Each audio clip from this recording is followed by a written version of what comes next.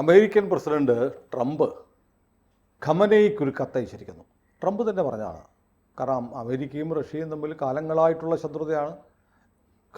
ഇറാൻ്റെ ലക്ഷ്യം ട്രംപിനെ കൊല്ലുകയാണ് എന്ന് പരസ്യമായി ഔദ്യോഗിക മാധ്യമങ്ങൾ ഉൾപ്പെടെ ഇറാനിലെ ഈ അടുത്തിടെയും പറഞ്ഞു കഴിഞ്ഞു. അപ്പോഴാണ് ട്രംപ് പറയുന്നത്, ഞാനൊരു കത്തയച്ചു. കത്തയച്ചിട്ട് പറഞ്ഞു, നിങ്ങൾ ആണവായുധങ്ങളൊക്കെ ഉണ്ടാക്കുന്നു എന്ന് കേട്ടിട്ടുണ്ട്, അതിൻ്റെ അടുത്തൊക്കെ എത്തി. എൻറിച്ച് ചെയ്ത യുറേനിയം നിങ്ങളുടെ കയ്യിലുണ്ട്, നിങ്ങൾ 60% മുകളിൽ എൻറിച്ച് ചെയ്തു. നിങ്ങൾ അണുബോംബ് ഉണ്ടാക്കാനായിട്ട് രഹസ്യ പദ്ധതി തുടരുകയാണ്. അതുകൊണ്ട് ഒരു ചർച്ചയ്ക്ക് മുന്നിൽ വാ.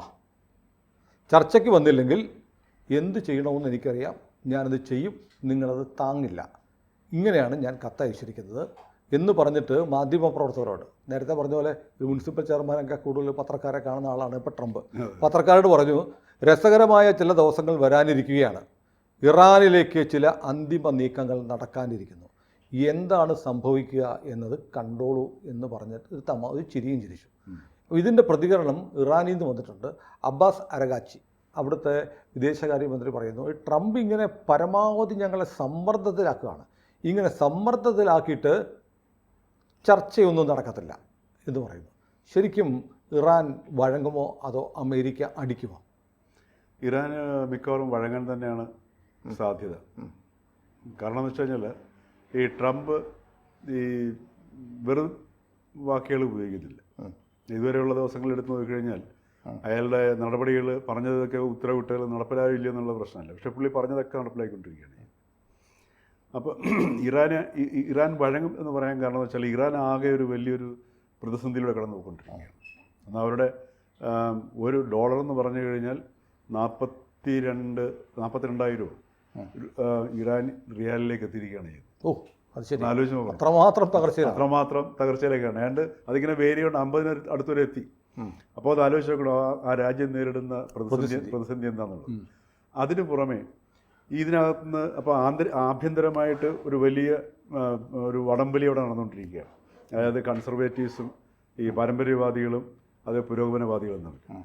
അപ്പോൾ ഈ പുരോഗമനവാദികളുടെ ഒരു മുഖമായിരുന്നു പഴയ ഫോറിൻ മിനിസ്റ്ററും ഈ സഫീർ എന്ന് പറഞ്ഞ കക്ഷി. അയാളാണ് ഈ ആണവ ഡീലിലൊക്കെ എടുത്തത്. അപ്പോൾ അദ്ദേഹം ഈ യൂറോപ്പുമായിട്ട് ചർച്ച ചെയ്യണമെന്നിങ്ങനെ വളരെ തീക്ഷ്ണമായിട്ട് സർക്കാരിന് പുറത്ത്, അത് മസൂദ് അനുകൂലമായിരുന്നു. ഈ പ്രസിഡന്റ് മസൂദ് പെസഷ്കിയുടെ വളരെ വലങ്കൈയായിരുന്നു ഇയാളെന്ന് പറയുന്നത്. അപ്പോൾ ഈ ഒരു സന്ദർഭം ഇങ്ങനെ ഒരു അവിടെ നടന്നുകൊണ്ടിരിക്കുകയാണ്. അപ്പോൾ അദ്ദേഹത്തിന് രാജിവെക്കേണ്ടി വന്നു, പരമ്പരാഗത ശക്തി നേടുന്നു. അപ്പോൾ ഈ ഒരു സാഹചര്യം മനസ്സിലാക്കിക്കൊണ്ടാണ് ട്രംപ് ഈ സംഗതി അടിച്ചിരിക്കുന്നത്. അല്ല, ട്രംപിന് ഇറാനോട് ബദ്ധവൈരം ആയിരുന്നു തീർച്ചയായിട്ടും. പക്ഷേ എന്നിട്ട് ഇപ്പോൾ ട്രംപ് ഒരു കത്തങ്ങോട്ട് അയച്ചിട്ട് ട്രംപ് ഒരു മുൻകൈ എടുത്തു എന്ന് കാണിക്കാൻ വേണ്ടിയിട്ടാണോ? ട്രംപ് ഇപ്പം ഇയാൾ പിന്നെ അധികാരത്തിൽ ഏൽക്കുന്നതിന് മുമ്പ് തന്നെ ഇറാനുമായിട്ട് ചർച്ച മസ്കിനെ വിട്ട് നടത്തിച്ചു, ഇറാൻ്റെ പ്രതിനിധിയായിട്ട്. ഇപ്പോൾ ഹമാസുമായിട്ട് ട്രംപിൻ്റെ പ്രതിനിധി ചർച്ച നടത്തുന്നു. അപ്പോൾ ആരുമായിട്ടും പുള്ളി ചർച്ച നടത്തും. ഇസ്രായേൽ അറിഞ്ഞിട്ട് പോലുമില്ല ഈ ഹമാസുമായിട്ട് ചർച്ച നടത്തിയത്. അതെ, അതാണ് ഞാൻ പറയുന്നത്. ഇപ്പം ട്രംപ് എങ്ങനെ പെരുമാറും എന്നുള്ളത് ആർക്കും പ്രെഡിക്റ്റ് ചെയ്യാൻ പറ്റത്തില്ല. മാത്രമല്ല, ഇപ്പോൾ ഇസ്രായേലിന് നെതന്യാഹുവിന് ഏത് തീരുമാനം ട്രംപ് എടുത്തു കഴിഞ്ഞാലും അത് അംഗീകരിച്ചേ പറ്റത്തുള്ളൂ. ഇപ്പം നാളെ ഈ ഇറാനെ അടിക്കുമെന്ന് ഭീഷണിപ്പെടുത്തുന്നത് പോലും ഇസ്രായേലിൻ്റെ സാന്നിധ്യം കണ്ടിട്ടാണ്. ഇസ്രായേലായിരിക്കും ആദ്യം അടിക്കുന്നത്. ഇസ്രായേലിനെ ഉപയോഗിച്ചിട്ടായിരിക്കും അടിക്കുന്ന സാധനം. അപ്പോൾ അടിക്കും എന്ന് പറഞ്ഞു കഴിഞ്ഞാൽ അയാൾ അടിക്കുകയും ചെയ്യും. കാരണം എന്ന് വെച്ചാൽ അവിടെ യാതൊരു മടിയില്ലാതെ അയാൾ ഉപയോഗിക്കും. കാരണം അവിടെ ഈ നേരത്തെ പറഞ്ഞതുപോലെ ഈ പീസിന് വേണ്ടിയാണ് താനിത് ചെയ്തത്, ലോക നന്മയ്ക്ക് വേണ്ടിയാണിത് ഇറാൻ്റെ ആണവ ശ്രമങ്ങളെ പറയുകയും ചെയ്യും. അതിനു വേണ്ടിയിട്ട് ഞാനൊരു കത്ത് വരെ അയച്ചു. അതെ, എന്നിട്ടും അവന്മാർ വഴങ്ങുന്നില്ല. തീർച്ചയായിട്ടും. അപ്പോൾ ഇന്നത്തെ ട്രംപിൻ്റെ ഒരു നിലപാടനുസരിച്ചിട്ട് ഇറാൻ്റെ പൊസിഷൻ വെച്ച് നോക്കുകയാണെന്നുണ്ടെങ്കിൽ അവിടെ ഈ മിഡിൽ ഈസ്റ്റിലെ ഇക്വേഷൻസിനെ കംപ്ലീറ്റ് മാറ്റിമറിക്കുന്ന ഒരു സംഗതിയാണ് വരാൻ പോകുന്നത്. അവിടുത്തെ ജനതയും വളരെ ഫ്രസ്ട്രേറ്റഡ് ആണ് ഇറാനിലെ. ജനം അങ്ങേയറ്റം ശ്വാസം മുട്ടി നിൽക്കുകയാണ്. അപ്പം ജനം അങ്ങേയറ്റം ശ്വാസം മുട്ടി നിൽക്കുന്നു. അതിനകത്ത് പരിഷ്കരണവാദികൾ പ്രസിഡന്റിന് നിസ്സഹായനായിട്ട് അവിടെ നിൽക്കേണ്ടി വരുന്നു. അപ്പോൾ ഇങ്ങനെയൊക്കെയുള്ള ഒരു സാഹചര്യത്തിൽ ട്രംപിന് ഒരു പക്ഷേങ്കിൽ ട്രംപിൻ്റെ നീക്കത്തിന് അനുകൂലമായ ഒരു സമീപനം പോലും ഇറാൻ്റെ ഭാഗത്തു നിന്ന്, ഇറാൻ്റെ പൊളിറ്റിക്കൽ സിസ്റ്റത്തിനകത്ത് നിന്ന് കിട്ടിക്കൂടായികയില്ല. അപ്പോൾ ആ പ്രഷർ സ്വാഭാവികമായിട്ടും ഇറാൻ്റെ സർക്കാരിലേക്ക് ചെല്ലുന്നു. ഈ ഒരു സാമ്പത്തികമായി തകർന്നടിഞ്ഞു നിൽക്കുന്ന ഈ ഒരു പശ്ചാത്തലത്തിൽ ലോകവുമായിട്ട് യാതൊരു ബന്ധവും പുലർത്താൻ പറ്റിയ ഈ സാങ്ഷൻസിൻ്റെ പുറത്തിട്ട് ഒന്നും ചെയ്യാൻ പറ്റുന്നൊരവസ്ഥയാണ് ഇപ്പോൾ ഇറാൻ നേരിട്ടിരിക്കുന്നത്. അപ്പോൾ അത്തരം ഒരു സാഹചര്യത്തിൽ യുദ്ധം വന്നു കഴിഞ്ഞാൽ അമേരിക്കയ്ക്ക് വേണ്ടി യുദ്ധം വന്നു കഴിഞ്ഞാൽ താങ്ങാൻ പറ്റത്തില്ല. മാത്രമല്ല നെതന്യാഹുവിന് കിട്ടുന്ന അവസരമായിട്ട് നെതന്യാഹു ഉപയോഗിക്കുകയും ചെയ്യും. അപ്പോൾ നെതന്യാഹുവിൻ്റെ ഉദ്ദേശം എന്ന് പറഞ്ഞാൽ അവിടെ എല്ലാം ക്ലീൻ ചെയ്യുക എന്നുള്ളതാണ്. ഇപ്പോൾ ഹമാസിനെ ക്ലീൻ ചെയ്യുക, ഇതാണ് അദ്ദേഹത്തിൻ്റെ ലക്ഷ്യമായിരുന്നു. അപ്പോൾ അവിടെ നടന്ന ജനോസൈഡ് തന്നെയാണ് അവിടെ ശരിക്കും നടന്നുകൊണ്ടിരുന്നത് സാർ. അപ്പോൾ അതേ ഒരു അവസരം കിട്ടിക്കഴിഞ്ഞാൽ സ്വാഭാവികമായിട്ടും ഇറാന് പിടിച്ചു നിൽക്കാൻ ബുദ്ധിമുട്ടായിരിക്കും. ഇത് മനസ്സിലാക്കിയിട്ട് ഇറാൻ മിക്കവാറും വഴങ്ങുകയും സ്വാഭാവികമായിട്ടും ആദ്യമൊക്കെ ഈ ഒരു ട്രംപ് അവിടെ അതിനകത്തൊരു കണ്ടീഷനുണ്ട്. ട്രംപ് സമ്മതം ചെലുത്തുന്ന ഈ ഒരു രീതി സമ്മതം ചെലുത്തുകയാണെന്നുണ്ടെങ്കിൽ പറ്റില്ല എന്നുള്ള സാധനം. അപ്പോൾ ഒരു സാധ്യതയുണ്ട്, സമ്മതം ഇല്ലെങ്കിൽ ചെയ്യാമായിരുന്നുള്ള സാധനമാണ്. അപ്പോൾ ആ ഒരു അവസ്ഥയിലേക്ക് സ്വാഭാവികമായിട്ടും ഇറാന് നീങ്ങേണ്ടി വരും. അതല്ലെങ്കിൽ ഇറാന് മുന്നോട്ട് പോകാനുള്ള വഴി അടയുന്ന ഒരു ഇറാനെ സംബന്ധിച്ച് ഒന്ന് വഴങ്ങിക്കൊടുത്താൽ ഇറാന്റെ ഉപരോധങ്ങളൊക്കെ മാറും. ഇറാന് അതിജീവിക്കാനുള്ളൊരു കാലം വരും, അതിജീവനത്തിന്റെ കാലം വരികയാണ്. തീർച്ചയായിട്ടും. കാര്യം ഈ കഴിഞ്ഞ ഒരു 1-2 ദശകങ്ങളെടുത്ത് നോക്കിക്കഴിഞ്ഞാൽ മിഡിൽ ഈസ്റ്റിൽ ഇത്രയും ശ്വാസം മുട്ടുന്ന ഒരു ജനവിഭാഗം. പക്ഷെ അവിടെ വേറൊരു പ്രശ്നം, അവിടെ ഈ പെഷസ്ക്യാൻ എന്ന് പറയുന്ന ഇപ്പോഴത്തെ പ്രസിഡന്റ് റൈസി കൊല്ലപ്പെട്ടതിന് ശേഷമാണല്ലോ പെഷസ്ക്യാൻ വരുന്നത്. അയാൾ വളരെ ലിബറലാണ്, അമേരിക്കയിലൊക്കെ പോയി പഠിച്ചിട്ട് വന്നതാണ്. പക്ഷെ അയാൾക്ക് ചെയ്യില്ല. അതുകൊണ്ട് ഈ പറയുന്ന ഈ കാലമാടനെ പോലെ ഇരിക്കുന്ന ഈ പടുകളവൻ അയാളാണ് ഈ പ്രശ്നം മുഴുവൻ ഉണ്ടാക്കുന്നത്. തീർച്ചയായിട്ടും. അപ്പോൾ അതുകൊണ്ടാണ് ഇപ്പോൾ കഴിഞ്ഞ ആഴ്ച ഇദ്ദേഹത്തിൻ്റെ ഉപദേശമായിരുന്ന സഫീറിന് രാജിവെക്കേണ്ടി വന്നു, ധനകാര്യമന്ത്രിക്ക് രാജിവെക്കേണ്ടി വന്നു. അപ്പോൾ ഇവിടെ ഈ ഒരു കാരണവശാൽ, അതുമാത്രമല്ല ലോകം മുഴുവൻ അവിടുത്തെ ഈ മോറൽ പോലീസിങ്ങിനെ കുറിച്ചിട്ടും ഈ പറഞ്ഞതുപോലെ യുവാക്കളെയും ഈ സ്ത്രീകളോടുള്ള പെരുമാറ്റത്തിനൊക്കെ ഇത്തരം പ്രതിഷേധം ഉണ്ടായിട്ടും ഈ പാരമ്പര്യവാദികൾ ഒട്ടുപോലും മാറാൻ തയ്യാറായില്ല. അവിടെയൊക്കെയാണ് നേരത്തെ താങ്കൾ പറഞ്ഞതുപോലെ ഈ പെഷസ്ക്യൂ അവിടെയൊക്കെ ഒരു ഉദാര സമീപനം എടുത്തൊരു വ്യക്തിയായിരുന്നു. അപ്പോൾ അവരെ അടിച്ചമർത്തുക എന്നുള്ളൊരു ലക്ഷ്യം കൂടി തങ്ങളുടെ ആധിപത്യം ഉറപ്പിക്കുക എന്നുള്ളൊരു ശ്രമത്തിലാണ് ഇപ്പോഴത്തെ നിലവിലുള്ള ഈ ഖമേനിയുടെയും ഈ പാരമ്പര്യവാദികളുടെയും ശ്രമം എന്ന് പറയുന്നത്. ഇതവിടെ ഇപ്പം വളരെ ശക്തമായിട്ട് നടന്നുകൊണ്ടിരിക്കുകയാണ്. അപ്പോൾ ഇതിനകത്ത് പിടിച്ചു നിൽക്കുക എന്നുള്ള സംഗതി അവരുടെ പൊളിറ്റിക്കൽ നിലനിൽപ്പിന് ഏറ്റവും അത്യാവശ്യമാണ്. അപ്പോൾ ആ ഒരു സാഹചര്യത്തിലാണ് ഈ പാരമ്പര്യവാദികൾ അവസാനം ട്രംപിൻ്റെ അടുത്ത് വിട്ടുവീഴ്ചയ്ക്ക് തയ്യാറായി ചർച്ചയ്ക്ക് സന്നദ്ധത പ്രകടിപ്പിക്കുകയോ അതല്ലെങ്കിൽ അതേപോലെ ഏതെങ്കിലും ഒരു കോംപ്രമൈസ്, ഒരു തേർഡ് പാർട്ടി ഇടപെടലിൽ. ഇറാൻ്റെ ഒരു സ്വഭാവം വെച്ചിട്ട് അങ്ങനെ ചെയ്യുന്നില്ല. ഓർക്കുന്നില്ലേ, അമേരിക്കൻ എംബസി വളഞ്ഞു വെച്ച് 1 വർഷത്തിലേറെ വളഞ്ഞു വെച്ചു. അമേരിക്കയ്ക്ക് ചെയ്യാൻ പറ്റില്ല.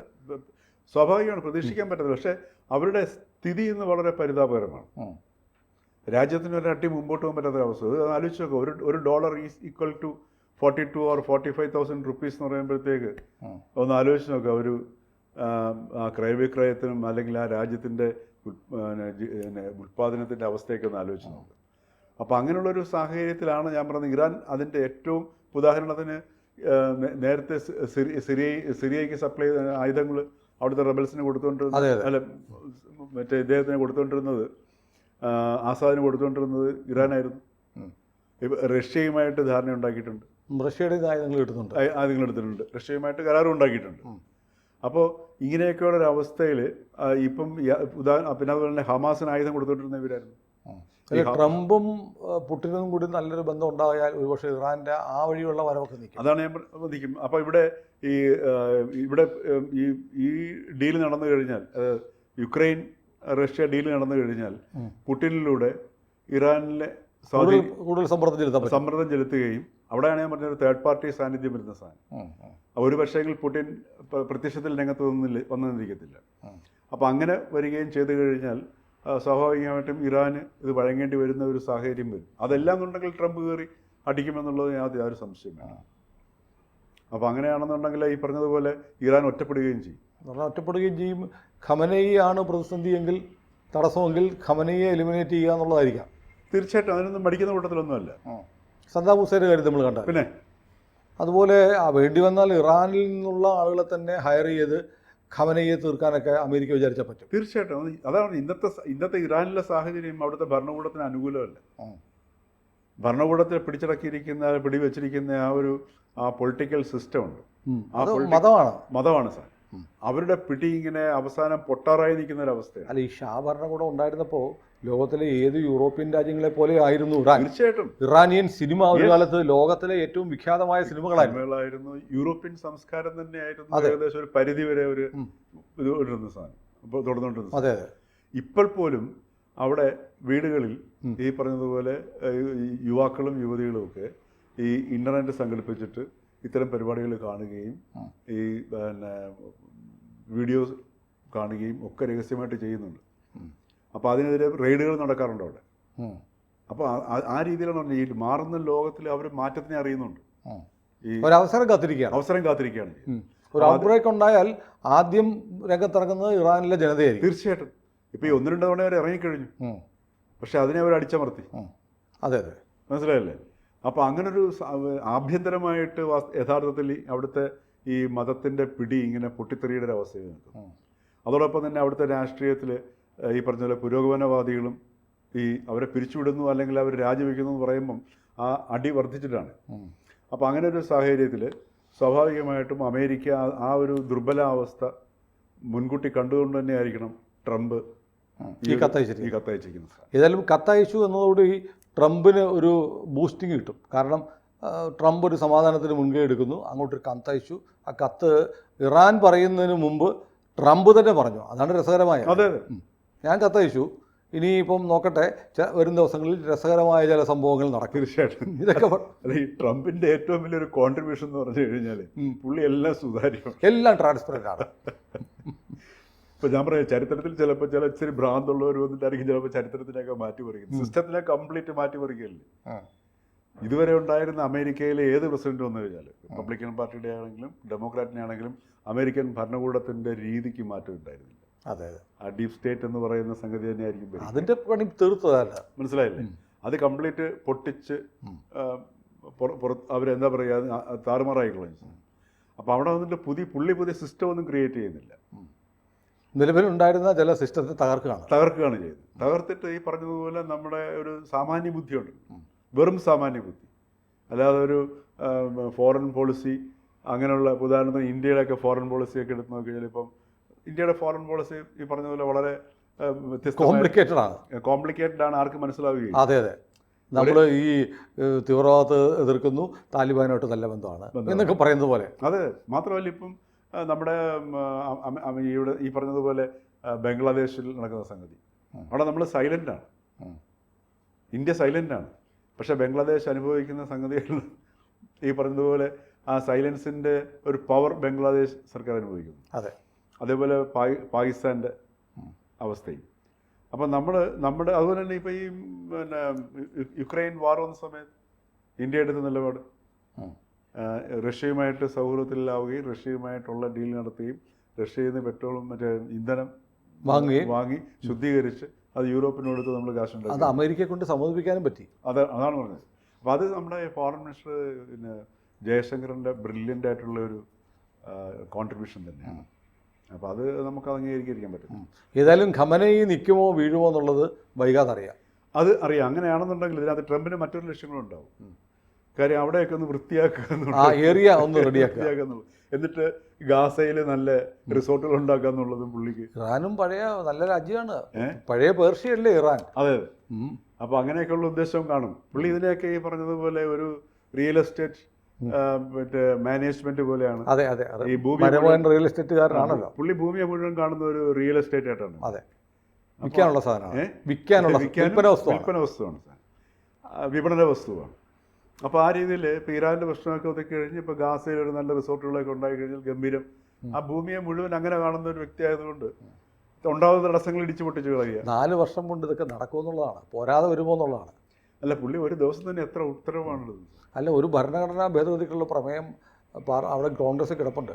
അതായത് 2 വർഷമായി 2 ടേം ആകാവുള്ളൂ എന്ന് മാറ്റണം എന്നുള്ളത്. അതിനുള്ള ഭൂരിപക്ഷം ഇല്ല ഇപ്പം. അതുകൊണ്ടാണെന്ന് ഒന്ന് പ്രസിയാത്തത്. മാത്രമല്ല ഈ ഒറ്റയടിക്ക് 2 തവണ വരാത്തവർക്ക് ഉള്ള അവസരം കൊടുക്കണമെന്നാണ്. അതെ അതെ. തുടർച്ചയായി വരാത്തവർക്ക്. ഏതായാലും നമുക്ക് കാത്തിരിക്കാം. തീർച്ചയായിട്ടും.